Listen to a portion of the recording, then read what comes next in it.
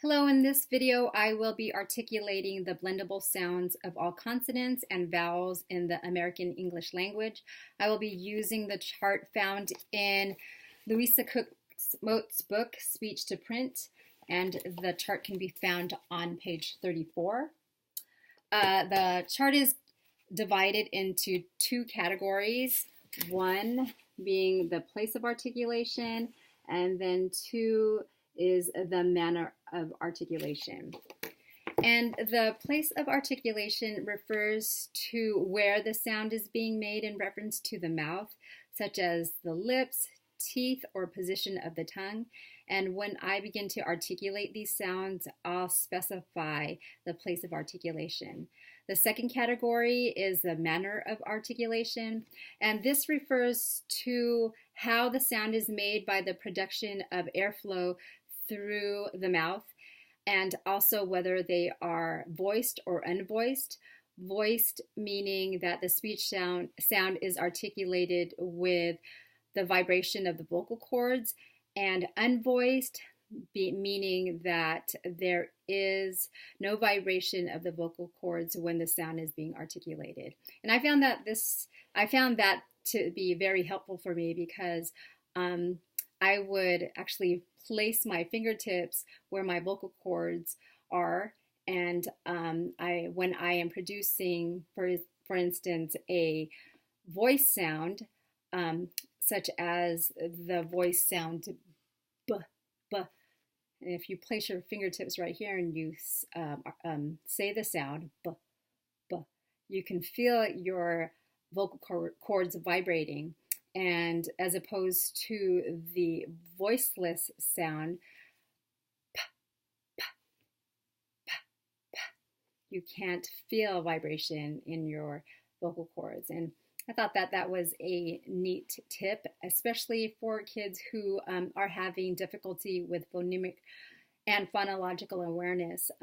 Using this chart can help you and them to really think about the placement of their mouth and their lips and their tongue when they are producing sounds. And I found that to be helpful for me as I was practicing these blendable sounds.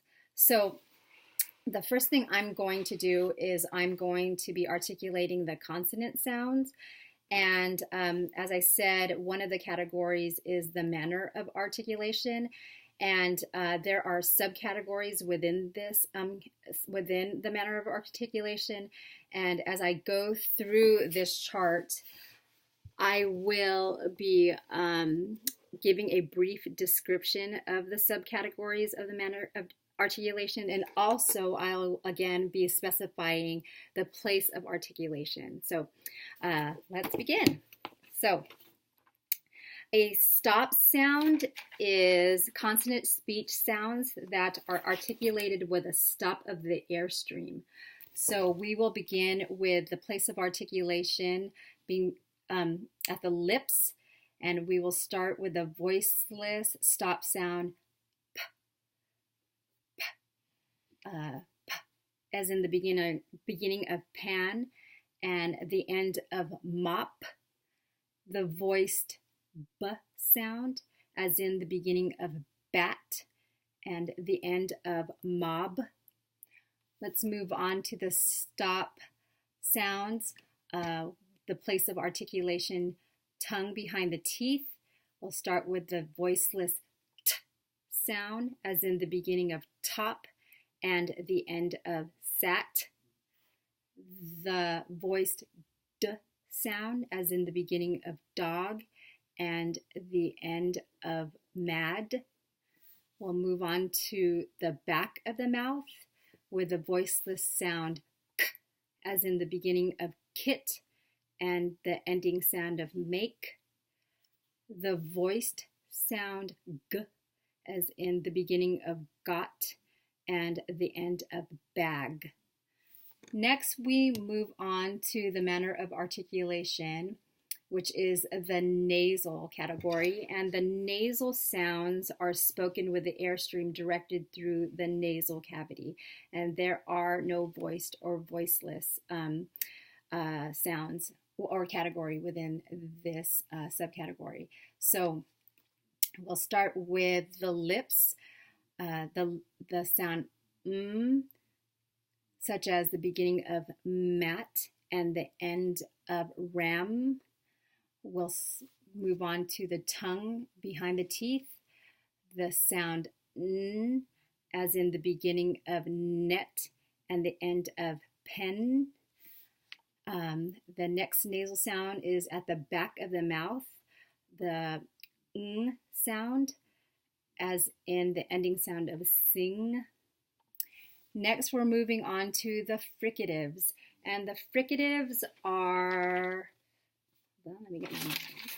The fricatives are speech sounds articulated with a hiss or friction.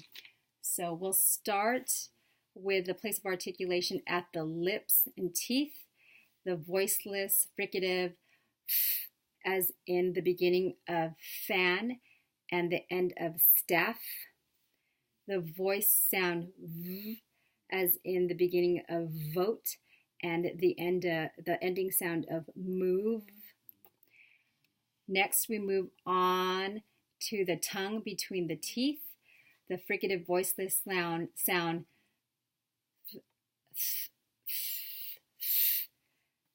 as in the beginning of thing and the end of path. Then the voice v sound as in the beginning of then and the end of smooth. Next, we move on to the tongue behind the teeth, the fricative voiceless sound s, as in the beginning of sit and the end of pass.